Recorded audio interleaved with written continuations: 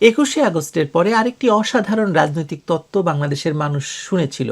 শেখ হাসিনা নাকি নিজের ভ্যানিটি ব্যাগে করে গ্রেনেড নিয়ে গিয়ে নিজের জনসভায় নিজেই হামলা করিয়েছিলেন। এই কথাটি নিয়ে একটি সতর্কতা জরুরি।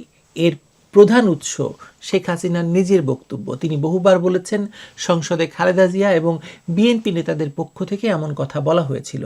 সংবাদ মাধ্যমেও শেখ হাসিনার এই অভিযোগ বহুবার প্রকাশিত হয়েছে। কিন্তু রাজনৈতিকভাবে প্রশ্নটি তো আরো গভীর।